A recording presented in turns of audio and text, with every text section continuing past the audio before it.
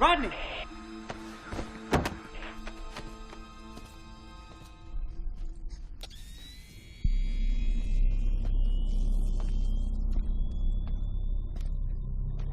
What the hell do you think you're doing, huh?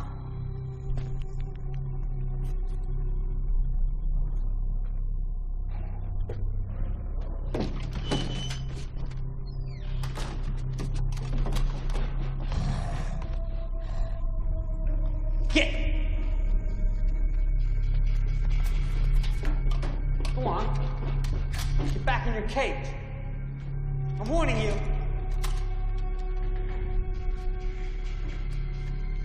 Go on, get! That's it. See? That's what you get. Now get back! What's wrong with you?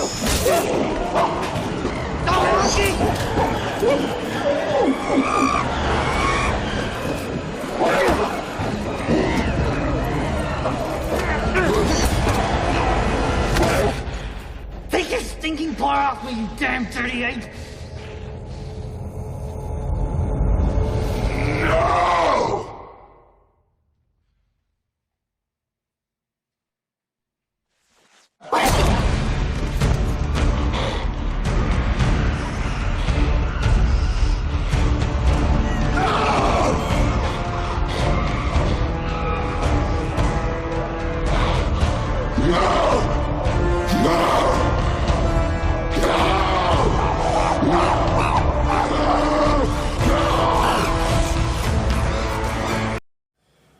What's going on, guys? Bart here with Tully Television.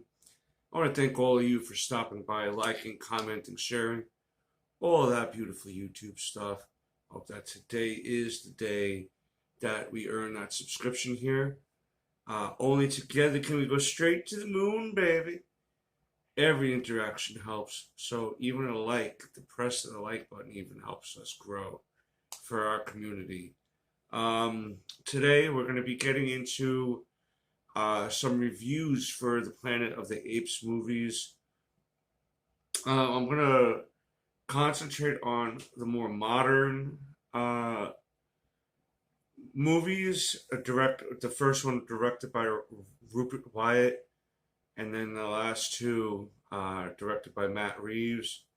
The current one, The Kingdom of the Planet of the Apes, being directed by Matt Reeves as well. But this movie, Rise of the Planet of the Apes, is where this newer franchise, this newer revisit, however you want to call it, of the franchise begins here.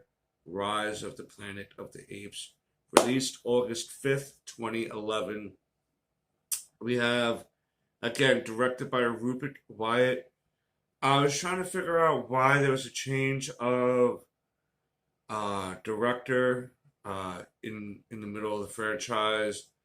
I'm sure this happens a lot, but I was curious because of Matt Reeves sticking around from movie 2 and then 3 and now the 4th movie here. So I was kind of curious why there was a change. Maybe there's scheduling conflicts. Maybe there was a change of vision. If you happen to know why they decided to go with Matt Reeves instead of Rupert Wyatt, let me know down below. Maybe I'm missing something, an article or something. But James Franco plays Will Rodman. John Lithgow plays his father, Charles. Caesar is portrayed by Andy Serkis. He is known. He also has played Smeagol and some other motion capture. Very good actor. Very good actor. Karen Konovac as Maurice, the orangutan character. Terry Notary as Rocket. Richard Ridings as Buck. Christopher Gordon as Koba. Koba is going to play a big part in this franchise. Devin Dalton as Cornelia. Jay Caputo as Alpha, the bigger ape that was in the sanctuary there. Pinto as Caroline Aranaha. Brian Cox as John Landon, and Tom Felton Pater as George Landon.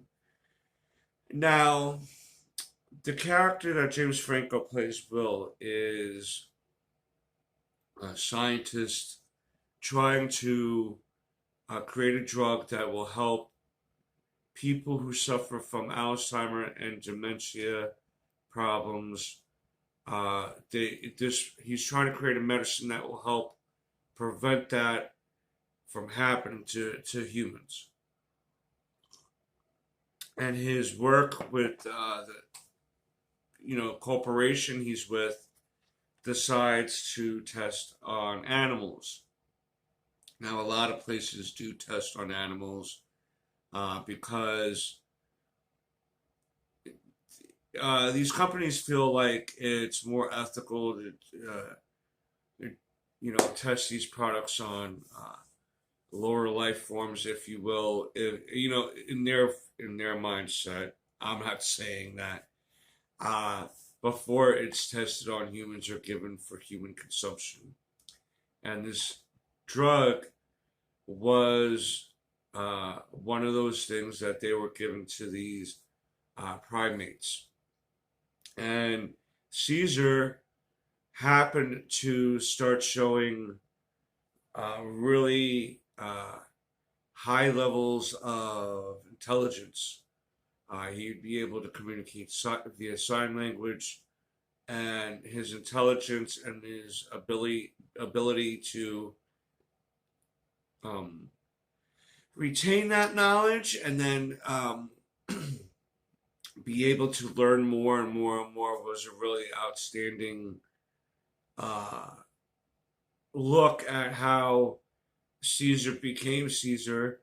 This movie this movie is a big switch from the original run with Charlton Heston. In that first movie, he was an astronaut, soldier, slash soldier working for the American government. He was the only survivor of his crew that landed on what we soon would discover was planet Earth, run by the primates. Except he traveled into the future and was stuck there. In this, we see that Caesar had a different origin story, so to speak. That he was born in the lab and then was showing signs of being able to learn more difficult things that people didn't really realize primates can learn and those type of things. The reason why I say Maurice winds up being Caesar's like right-hand man, so to speak, throughout the movies, and Koba also has an important part in Caesar's life throughout these movies. I won't. I'm gonna not try to spoil parts 2 and 3, but Koba is very angry towards the humans because they did a lot of testing on him. It cost him his vision in one eye. There's scars all over his body. Like they really did a number on Koba, and that anger really stayed with him because it wasn't just that they were testing the facility that Koba was in. They were really like going to town on him, like they were exceptionally cruel on how they treated some of these primates. And initially, what happened, how Caesar got involved with this thing, there was one of the scientists ended up getting sick, and it seemed like and he worked at this laboratory. It seems like he was patient zero for what wound up becoming the simian flu that overtook the planet in the second movie. So they show that he's actually patient zero. the government is trying to get everything that was in connection to this laboratory, and Will saved Caesar and brought him home to teach him, the things that the foundation of what Caesar was began with Will and his father Charles, and eventually Will's girlfriend that he winds up meeting. Caesar's core comes from these three people. They treated him very well. They taught him, and Charles, John Lithgow's character, was suffering from dementia. Now, Will, John Franco's character, thought he had perhaps found the proper medicine, but eventually started not to work for his father, and then they had to start start chimp trials again and stuff. Will wasn't feeling that. He left, and then maybe came back, and then he came back because maybe things were going to change, he thought, and that wasn't going to happen either. But what did wind up happening was one day, character Charles, John Lithgow, was at home with Caesar. John Lithgow's character Charles had a bad episode and lost his reality for a minute and caused a problem for a man and his young daughter. The man thinking that he was just a crazy man trying to hurt him, and his daughter was getting angry at him and stuff. And Caesar, not understanding what was going on, only know that some stranger is like basically in his grandfather's face, so to speak, right? Or however he looked at him, and he's getting mad, woo, woo, woo, woo, woo, right? And he stormed out of the house and beat the guy to a pulp. And this started a chain reaction, basically, of Caesar getting captured, being put in a sanctum with other primates, right? And then kind of seeing how they're getting treated by these humans that run the sanctum. The Brian Cox character and Tom Felton, aka Malfoy,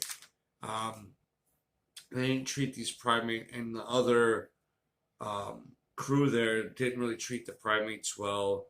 And finally, when Caesar was able to be released, right, Will went there and paid a bunch of money to have him released, basically bribing Brian Cox's character. But Caesar couldn't rest with that, you know what I mean? He couldn't live with the fact that he was able to have so much freedom when his brethren were suffering at the hands of humans. So he went to this sanctum and effed stuff up, right? And was able to free, because he was able to gain respect from these primates while in the sanctum there, through the Alpha. The Alpha wound up respecting him, and so all of them respected Caesar. And Caesar released them all. Then they went and saved Koba and that facility's primates. And there was a big showdown at the Golden Gate Bridge, in which the military was trying to calm this group of primates down, but they weren't able to do that. There was a lot of destruction and death that happened that day, making this become the day that the rise of the Planet of the Apes happened.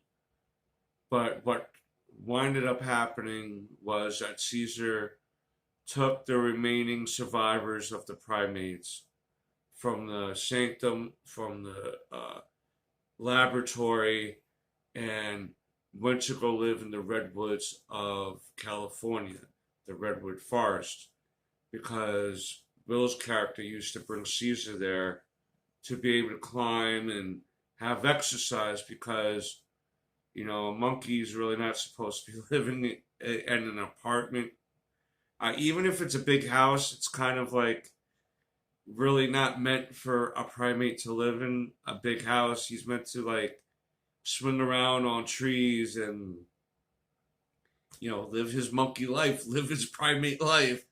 Um, we're the hairless monkeys that are supposed to live in houses and stuff and drive cars, and that's how the movie winded up ending. Will seeing his son, so to speak, Caesar, take his people, take his brothers and sisters, saving them and going off to the redwood forest.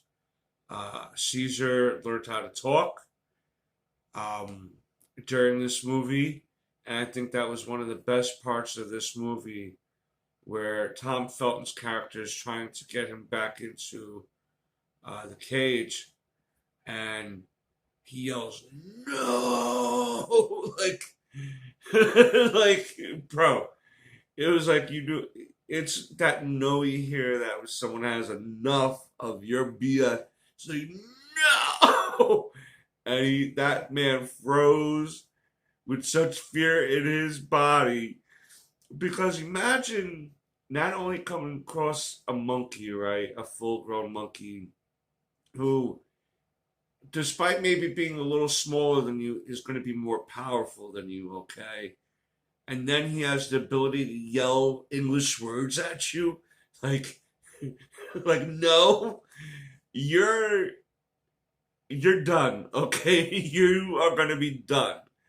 So, freezing in place is certainly the best option to kind of show this monkey, like, okay, you got it, bro, you got it. Um, yeah, and the Andy Serkis as Caesar in this franchise is a wonderful, portrayal.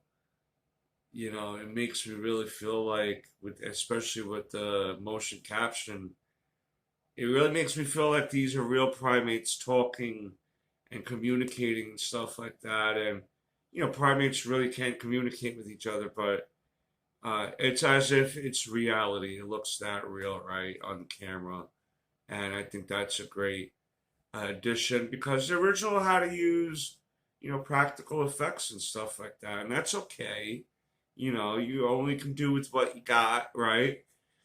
But it's also awesome to see to see the way the effects can make it look like how serious this situation can be, because there's a lot of time just to see the group of them on the Golden Gate Bridge, or to see the group of them swinging through the trees in an urban area where it's like, oh boy, like, I'm really convinced that if nature decides to really want to take over from over this world from our control in some way, if they were given our level of intelligence and can make technology, I think we'd be in a lot of trouble, put it that way.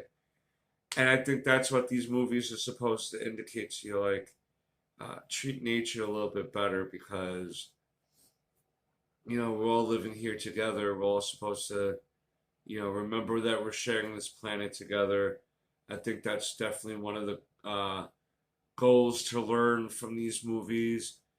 And it's just plain old fun, you know what I mean? When you can get good acting and good effects and a good story, it can really go a long way for people. And now we're approaching the Kingdom of the Planet of the Apes, which is the fourth movie in this installment that's coming out in about 3 to 4 weeks at the time of this recording. Again, that's why I decided to go over the first three. If you haven't seen this movie, The Rise of the Planet of the Apes, I think you should, especially if you like the original series. I think that this is a vast improvement on a lot of what that story was trying to tell, even though it's a different take on a lot of it. But that's my personal opinion. You let me know down below what you're thinking of this franchise. And until next time, peace, Snookums.